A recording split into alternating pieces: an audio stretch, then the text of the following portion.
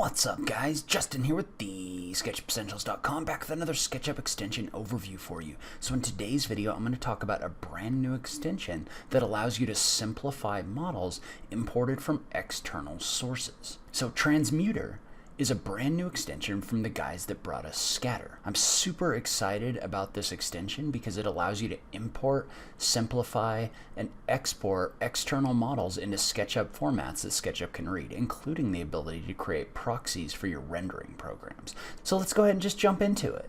All right, so you can download Transmutr from the SketchUpEssentials.com/Transmutr. I will leave a link to this extension in the notes down below. From a cost standpoint, this extension is €49 or around $56 at the time of recording this video. It's a one-time payment for the software. The way it works is pretty simple. You install the extension inside of SketchUp, though there is a desktop version of the extension as well if you don't want to be working in SketchUp. You just want to work with some models without having to get inside of a SketchUp model. But what you do is you just click on the Transmutr icon, and that's going to pop up the Transmutr window. And so what that's going to allow you to do is that's going to allow you to go find your model file and drop it in here. And at the moment, it supports these formats. So I don't know if there are more coming in the future or not, but I've found that these pretty much work for just about everything I was looking for. The other thing I want to talk about just very quickly is it also has integration with Megascan's Bridge, and Megascans is a website that has very, very detailed models and textures in it. I'm probably going to do a video about it at some point, but this integrates with that as well. So if you want to bring those in directly from Megascans, you can do that too. What I'm going to do for right now is I'm going to start by bringing in a model. Let's go ahead and click on the button for Browse File. And so when you browse File, you're going to be able to go find models that you've downloaded from pretty much wherever you want. So in this case, I've downloaded a tree model from the website TurboSquid.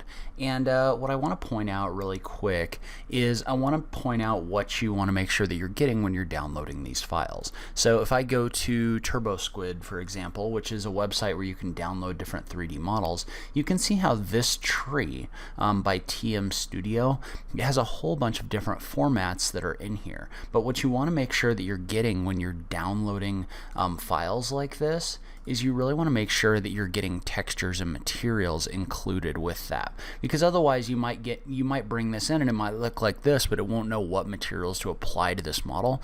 So just make sure when you're downloading these files that you're downloading models that come with the materials. And so in this case, for example, if I look in this folder, and I'm going to open this folder in another window just so that we can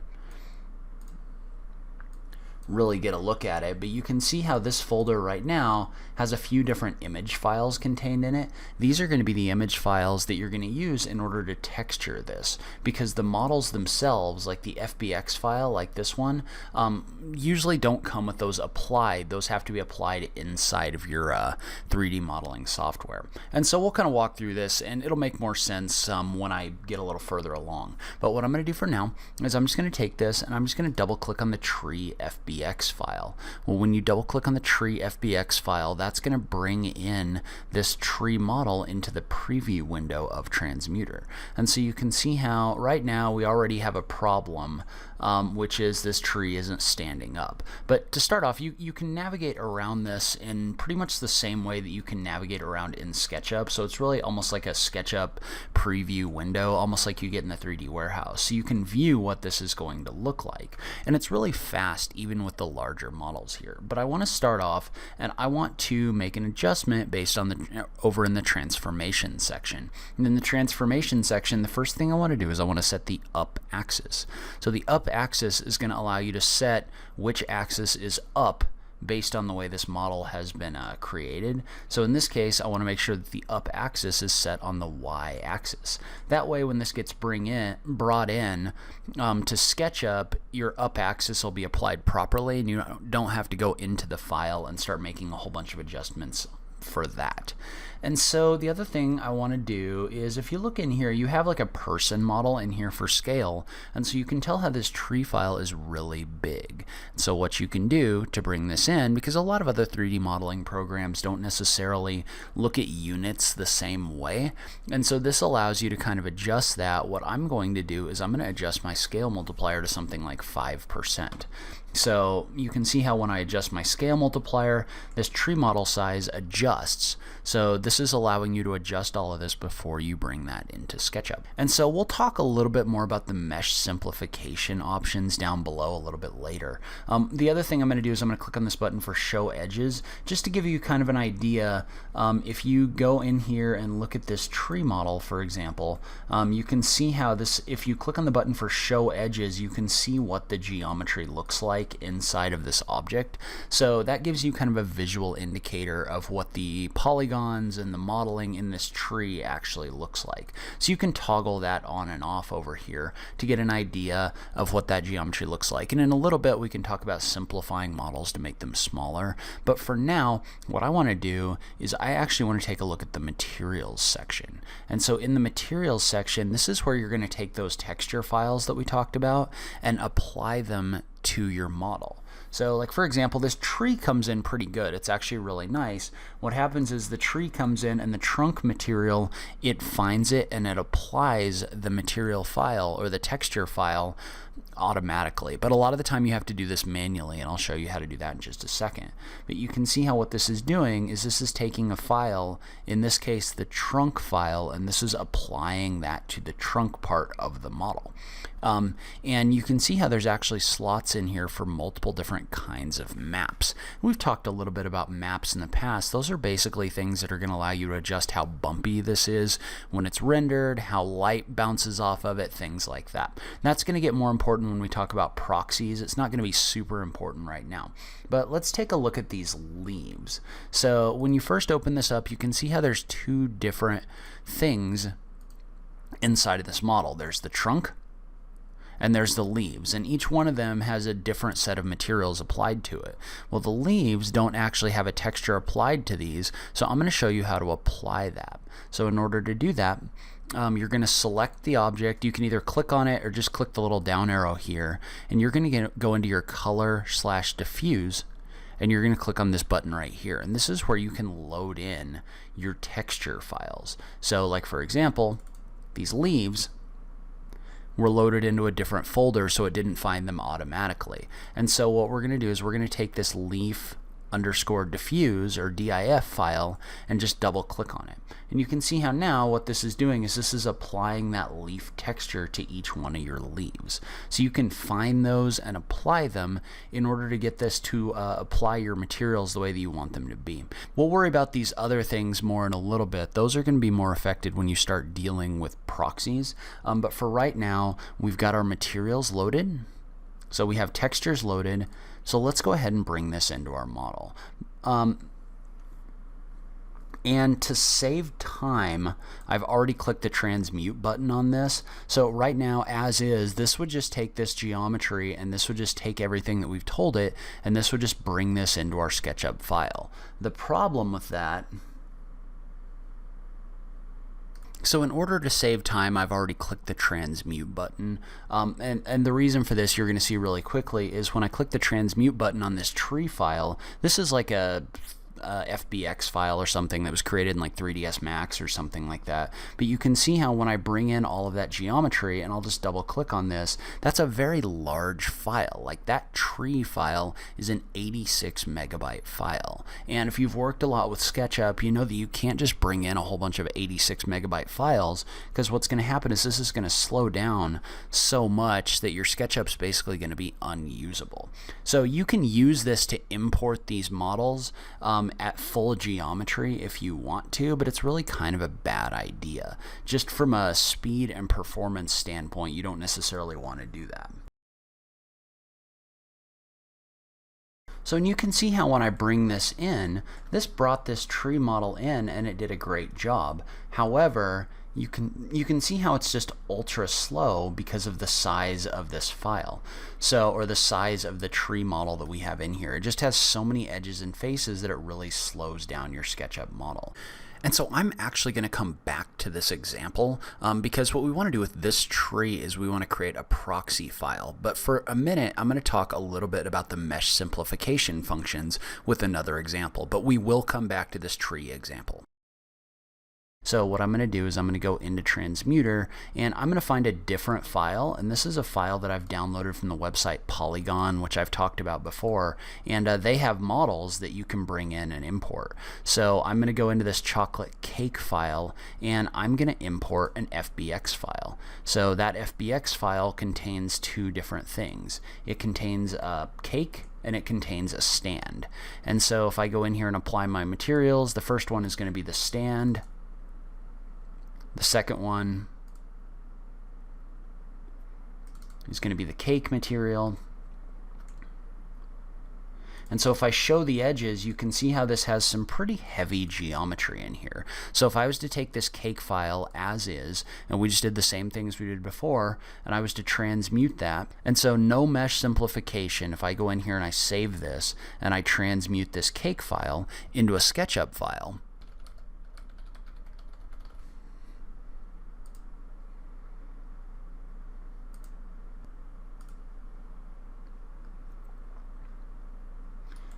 so you can see how I can bring in this cake file, and it looks really good. The texture's been applied properly. The only thing is we've got some unhidden geometry in here that we could come in here and just double click and use the soften edges function to soften that. So the cake file looks really good, but the problem with the cake file that we created is it's a 48 megabyte file, so it's just too big. You can't have a 48 megabyte context model inside of SketchUp because it'll just slow everything down. And so what we're going to do is we're going to run Transmutr again and look at what the mesh simplification options can do for us. So if I go in here, I browse the file, I bring in the chocolate cake again and do everything that I did before. So I apply the materials to it.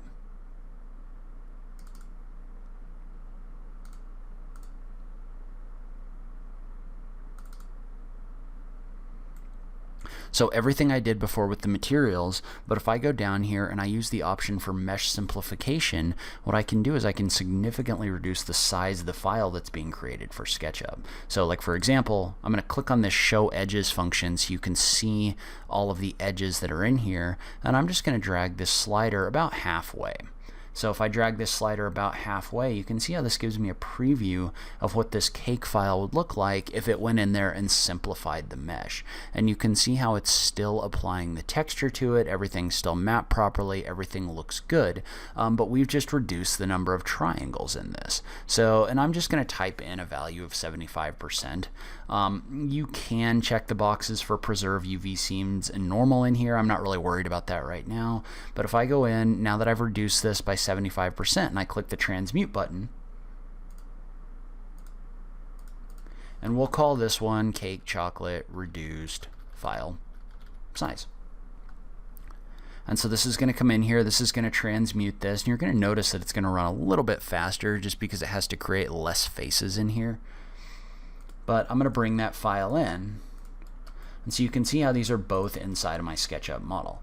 And so if you look at these from a like context standpoint, like if you were to zoom out, these look almost identical in the sense that you can't really tell the difference. There's a little bit rougher geometry around some of the edges here, but overall you can't really tell the difference. And so let's say that we had both of these files in here, and let's say that we were to run a rendering extension like Inkscape just to take a closer look at these.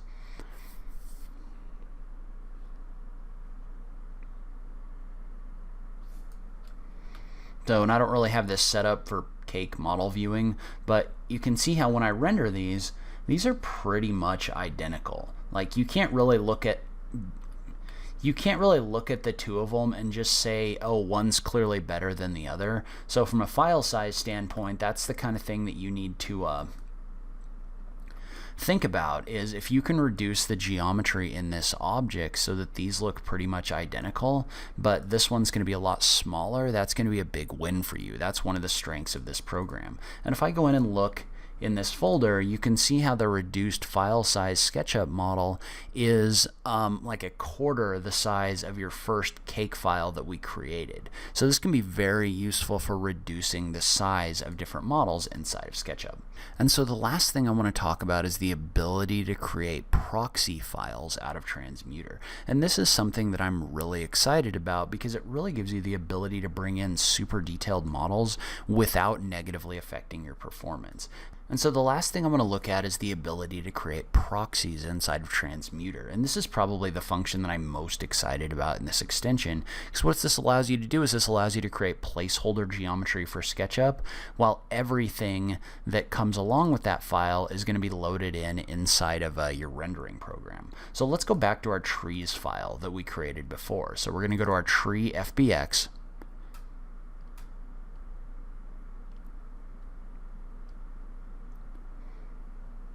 And we'll set our up axis, we'll reduce the size of this file using the scale multiplier. And what we want to do this time is we want to go in and load in all of those map files that we didn't load in before. So like for example, and this one already has this loaded in, your trunk is going to have a bump map file.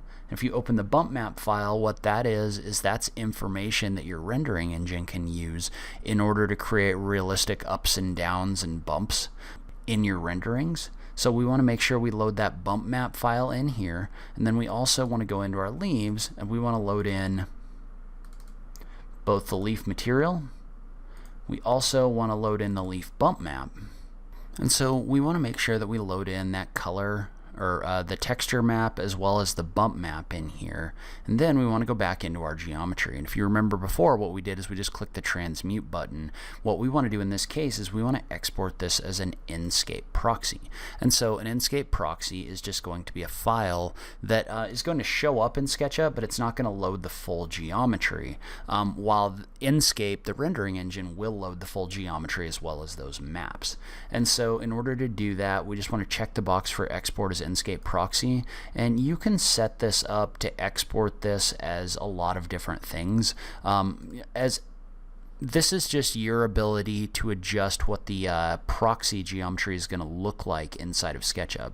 In this case, this is basically just going to load in like 1,000 random faces from this when it creates it as a proxy. It doesn't really matter what this looks like, other than it's just going to be a preference thing for you. But when we do this, when we go ahead and we click the transmute button, it's going to ask us to save this. And so I'm just going to call this something like tree FBX proxy, and we'll just save over the one that I had in there before.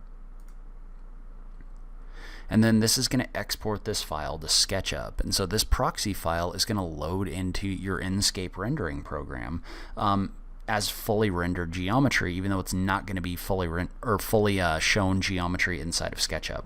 And I just want to note that right now this is also supported for V-Ray and TheRender. And so you can see how this brings this in, and this tree obviously doesn't look like anything inside of SketchUp, but the nice thing about this is that it's super lightweight, so it's not really negatively affecting my performance. Well, if I was to go into Inkscape and click the play button, this is going to load this as the full Inkscape geometry.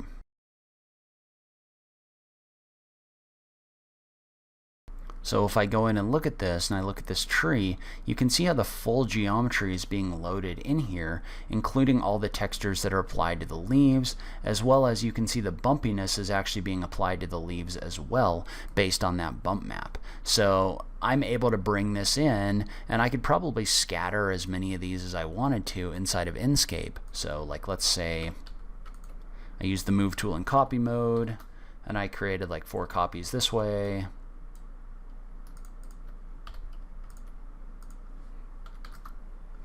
4 copies this way. You can see how that didn't affect my performance inside of SketchUp at all. And if I go into Inkscape, you can see how all of these are loading in and rendering nicely as full geometry. So I want to show you one more example of this, just because I like the way the Megascans files look. This is something, and I'm not going to talk too much about it in detail. I just want to show you what this can do. So I downloaded another file from the website Megascans, which has really detailed models. And if I go in here and I load the different materials and bump maps,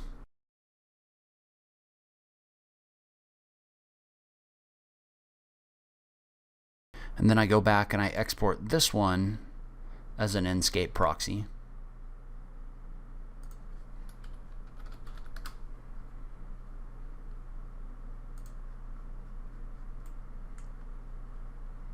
And then I render that with Inkscape.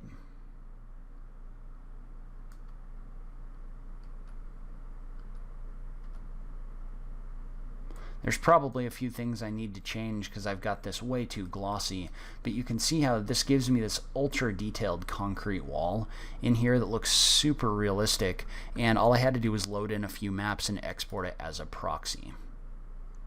So that's where I'm going to end this video. As you can tell, I'm pretty excited about some of the functions inside this extension, but I'd love to hear from you guys what you think about this as well. If you like this video, please remember to click that like button down below. If you're new around here, remember to click that subscribe button for new SketchUp content every week. If you like what I'm doing on this channel, please consider supporting me on Patreon. Every little bit helps, even if it's only $1 a month. So make sure you check out that link in the notes down below. But in any case, thank you so much for taking the time to watch this. I really appreciate it, and I will catch you in the next video. Thanks, guys.